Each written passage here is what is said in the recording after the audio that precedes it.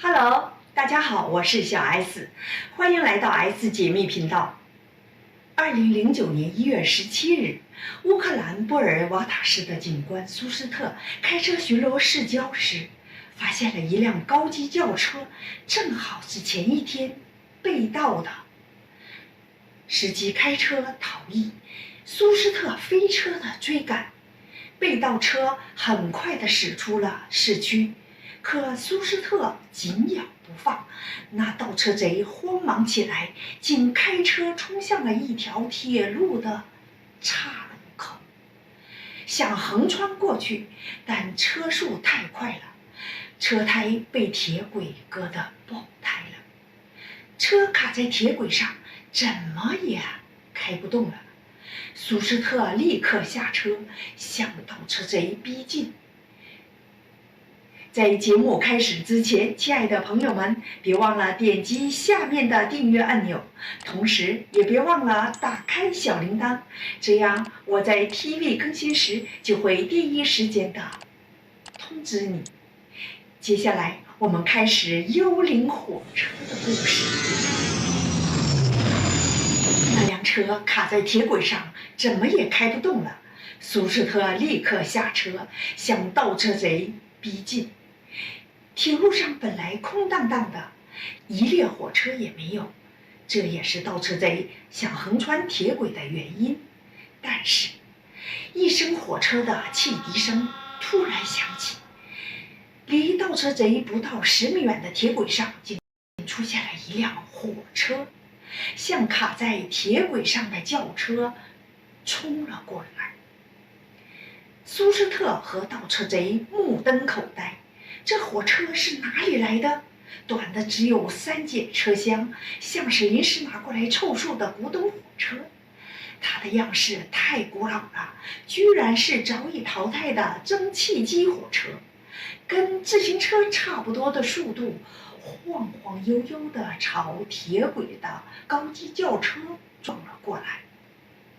苏斯特见撞开的轿车打着旋儿向自己撞来，慌忙地躲闪到一边，盗车贼却趁机攀上了火车，钻进了第2节车厢里。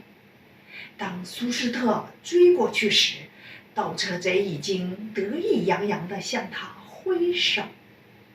这时候，第3节车厢的一个窗口出现了一个中年女人，穿着老式的碎花裙，茫然地看着窗外。苏斯特大怒，快步地跑向火车的车尾。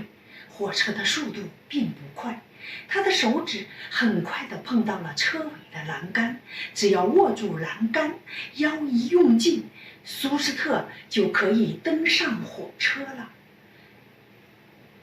别上去！一声尖叫吓得苏斯特打了个哆嗦，他停顿了一下，立刻被火车甩了数米远。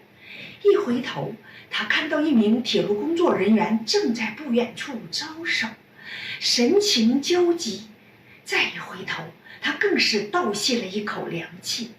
那辆火车周围的环境像是被小石子投进了水塘一样起了涟漪，空气仿佛都能用肉眼看的一样扭曲起来。火车不见了，它不见了。苏斯特结结巴巴地对刚跑过来的老铁路工说。铁路工一脸惊恐地对他说：“你真幸运，要是上了那辆火车，你就再也下不来了。那是果戈里幽灵火车啊！”果戈里幽灵火车？苏斯特满脸的疑惑。他自幼在西伯利亚生活，最近才搬到这里，根本不知道老铁路工在说什么。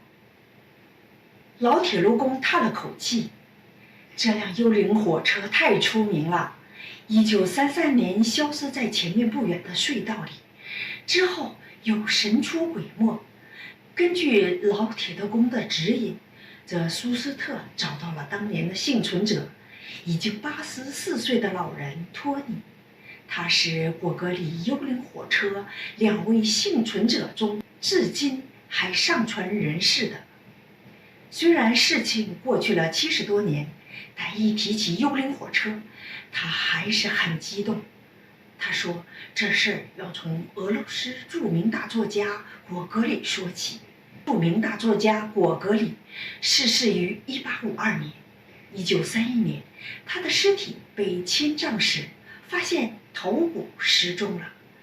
几经波折，他的一位亲戚找到了头骨，并带到了驻防的意大利。1933年的春天，亲戚将装有头骨的匣子委托给一位意大利军官，让他带回俄罗斯。这位意大利军官就带着弟弟托尼和朋友们一起踏上了旅途。托尼当时8岁，是个调皮的男孩。在旅途中，他搞了他人生中最后一次恶作剧。他偷来了那个装有头骨的匣子，打算在火车经过隧道时，趁着黑夜把头骨摆在桌子上，等骤见光明时吓大家一跳。火车离隧道还有数米远，这托尼突然感到一阵心悸。他触目所见的所有人，包括哥哥和他的朋友们，都脸色难看，眼睛里闪烁着惊恐。男孩看着越来越接近的黑暗隧道，像是一只巨兽张开了血盆大口，准备吞噬自己。不知为何，他心里有个声音在催促：快离开这里，快走！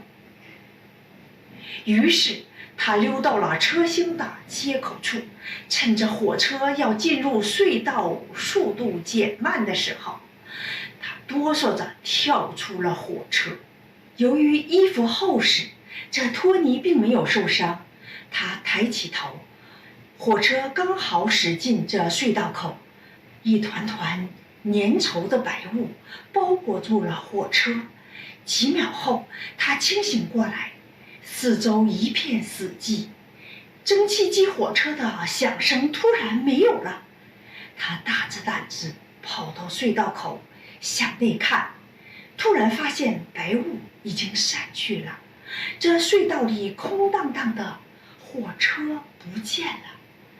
一个同样因为心悸而提前跳下火车的年轻女孩也跑了过来，证实托尼并不是在做梦。2人走了很久，才找到村庄报告此事。这警察半信半疑地带他们回到了现场。经过调查，经过隧道后几公里就是下一个车站，这里火车的确没有再出现过。当局仔细搜查了隧道，没有任何痕迹证明火车曾经经过，甚至连燃煤留下的煤烟颗粒都没有。火车连同车上的104名乘客就这样凭空的消失了。事后，俄罗斯政府派人调查，但查不到丝毫的线索。车上104人随着火车不翼而飞，就好像从来都没有出现过。调查人员无计可施，最后只能将火车消失的隧道封死。随着时间的推移，就在人们将果戈里幽灵火车彻底遗忘时，它又出现了。